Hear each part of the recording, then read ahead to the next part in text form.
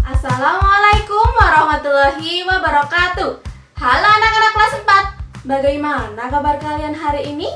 Ibu harap kalian selalu sehat dan terhindar dari COVID-19. Nah anak-anak, agar kalian terhindar dari COVID-19, kalian dapat menerapkan 3M, yaitu menjaga jarak, memakai masker, dan mencuci tangan. Nah anak-anak, hari ini kalian akan belajar bersama Buna. Hari ini kita belajar di tema 4, subtema 3, pembelajaran 1.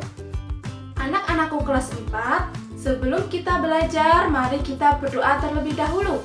Berdoa dimulai. Berdoa selesai. Semoga dengan doa tadi, apapun yang akan kita lakukan hari ini diberi kelancaran dan kemudahan. Nah, untuk tujuan pembelajaran yang akan kita capai pada hari ini, yang pertama, menentukan unsur-unsur cerita. Yang kedua, menyebutkan jenis pekerjaan. Yang ketiga, menjelaskan proses pengolahan kayu.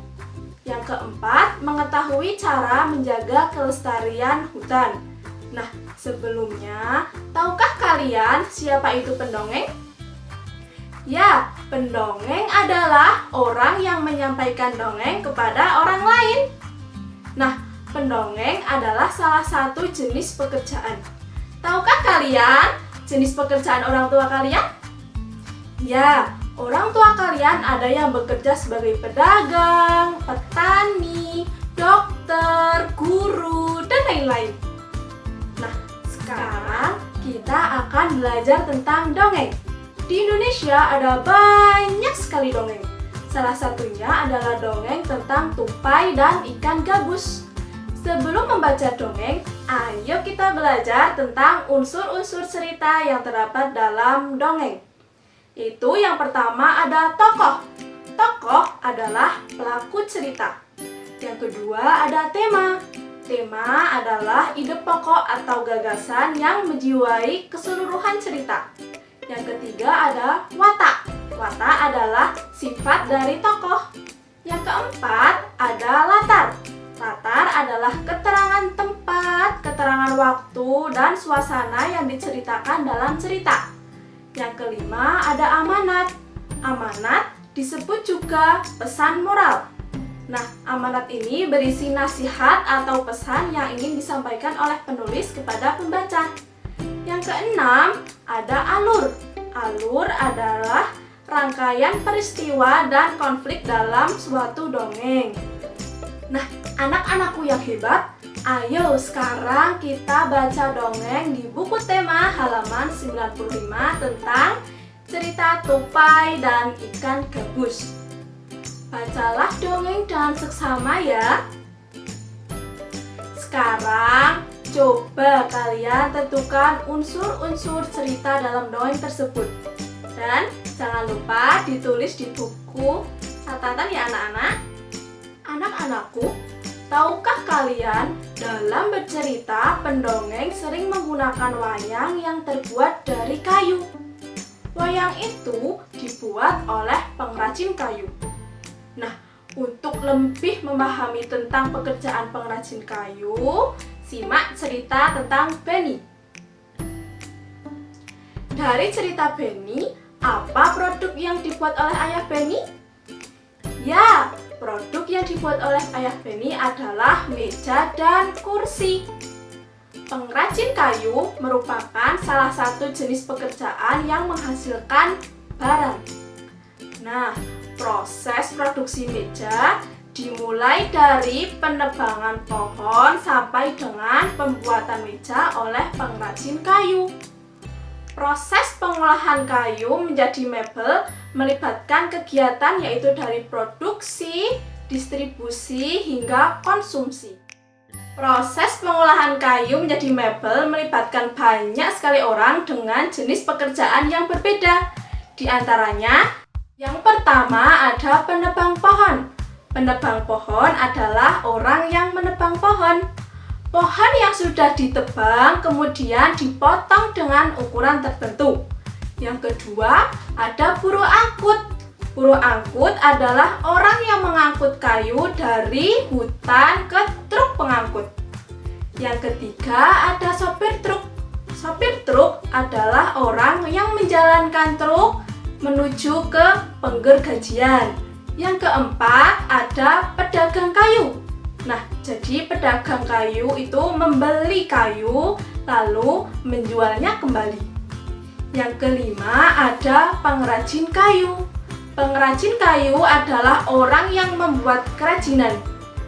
Hasil kerajinan ini bisa berupa kursi, meja, lemari, dan lain-lain. Yang keenam, ada pengusaha mebel. Pengusaha mebel adalah orang yang menjual hasil dari pengrajin kayu. Nah, anak-anak, bahan untuk membuat mebel diambil dari hutan. Salah satu hutan di Indonesia yang sering diambil kayunya adalah hutan di Pulau Kalimantan. Dahulu, hutan di Kalimantan sangat lebat dan menjadi paru-paru dunia. Akan tetapi, kini pohon-pohon tersebut semakin berkurang. Hal ini dikarenakan adanya kebakaran hutan dan penebangan liar. Nah, coba sekarang kalian perhatikan gambar ini. Apakah kalian tahu ini gambar apa? Ya, ini adalah gambar penampakan hutan di Pulau Kalimantan. Warna hijau pada gambar menunjukkan adanya pohon, dan warna putih menunjukkan hutan gundul. Menurutmu, bagaimana perkembangan pohon di Kalimantan dari tahun ke tahun? Ya, perkembangan pohon dari tahun ke tahun semakin berkurang. Hal ini karena adanya penebangan liar dan kebakaran hutan. Nah, dampak dari hal itu yaitu 1. Mengurangi kesuburan tanah. Yang kedua, menyebabkan pemanasan global. Yang ketiga, menghilangkan habitat asli dari hewan dan tumbuhan. Yang keempat, menyebabkan bencana banjir dan tanah longsor. Yang kelima, mengurangi jumlah keanekaragaman hayati di hutan.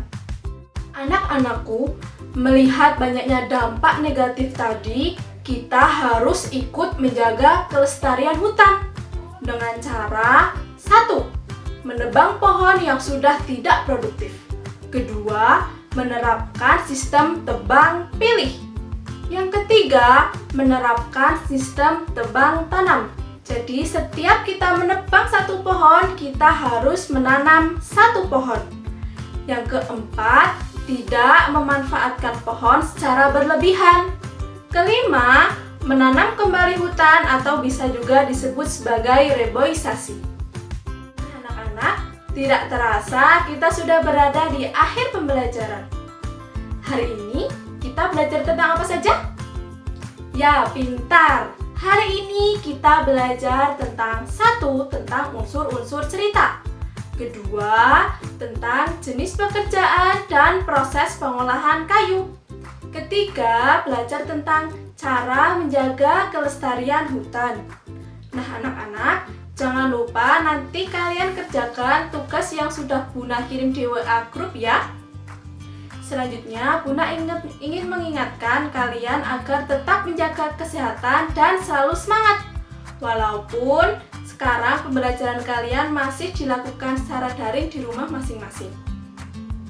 Nah, anak-anak, sebelum pembelajaran diakhiri, mari kita berdoa terlebih dahulu.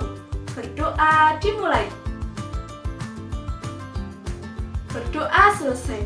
Sekian dari Bunda akhiri. Wassalamualaikum warahmatullahi wabarakatuh.